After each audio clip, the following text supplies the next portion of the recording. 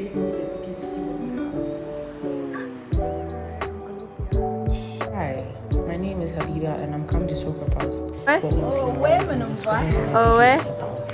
So what is multilingualism, one may ask? It is the act of using or promoting the use of multiple languages, either by an individual speaker or by a community of speakers. Multilingual speakers outnumber monolingual speakers in the world's population.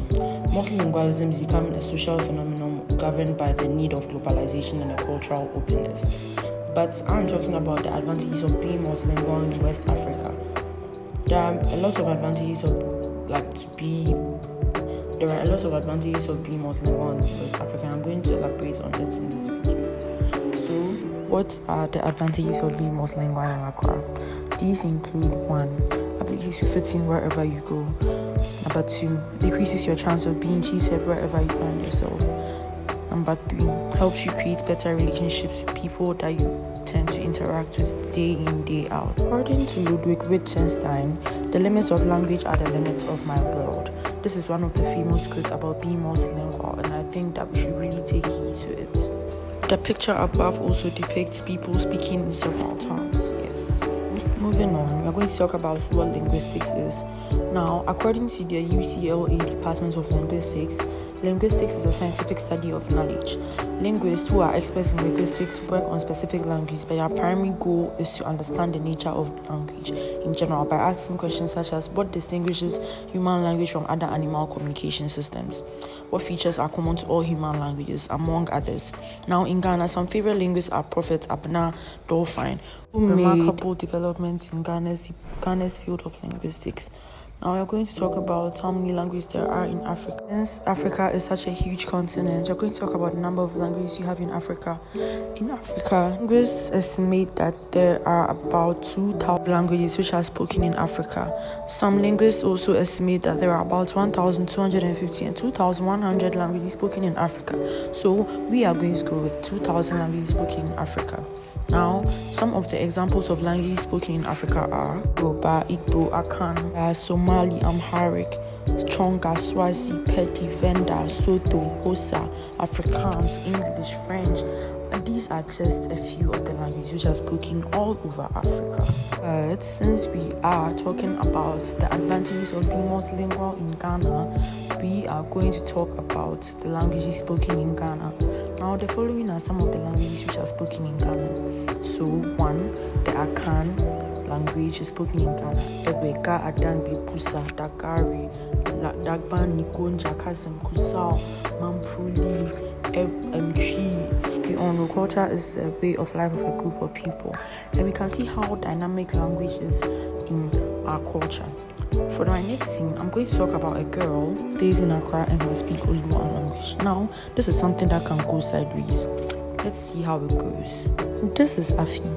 Afi was born in the UK and she lived there for 13 years of her life before coming down to Ghana. Her dad is Ghanaian and her mom is British. Afi does not know how to speak any local language in Ghana. When she came to Accra first, she was staying in the suburbs of Botiano but later moved on to stay at East Legon. Now, when Afi was younger, Afi used to play around in the neighborhood, and from time to time she would be sent by her parents to buy something for them from the local store in the neighborhood. Afi was not able to communicate well with the local vendors because of her inability to speak Chi or Ga or any other language.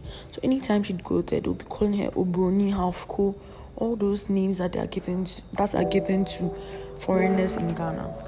So because she spoke with a bit of an accent as well, the local women found it as a way to just extort money from her so that they will make a lot of money from when she's buying stuff. Now, do you see why it is important to be multilingual? If she knew how to speak a local language, this wouldn't be a problem at all. In fact, they will respect her. Scene is going to be an interview between me and a guy who speaks several languages in Ghana.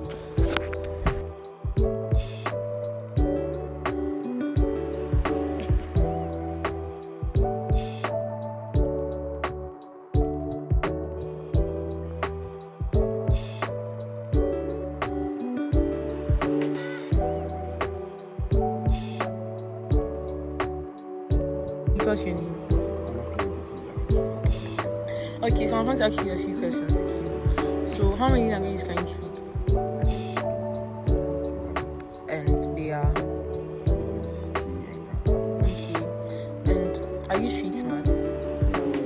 How are you street smart? Face challenges in life. What type of challenges? Life challenges like struggling for my own, struggling for my own things, basically struggling for my own. Okay.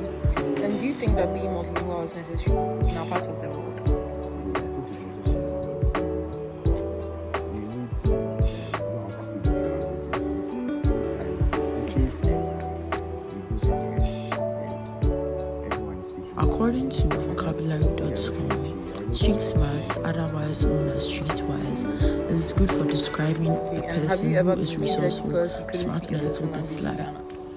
Sly in the sense that they can maneuver their way through town and get their way with everything. I feel like being street smart is very vital to being a citizen of Ghana, because most people find it very difficult to relate with people in their neighborhood because of their inability to speak multiple languages. Very important to be street smart in Ghana, as it saves you from a lot of stress and trouble in Ghana. Now, for multilingualism, once again, as it helps break the social barrier and helps people appreciate people's culture, which makes people feel like people are interested in their culture. That's why they took time out of their busy schedule. It learns the language naturally, or it came to them. And this makes other people feel appreciated, as people want to know more about their culture and learn their languages as well.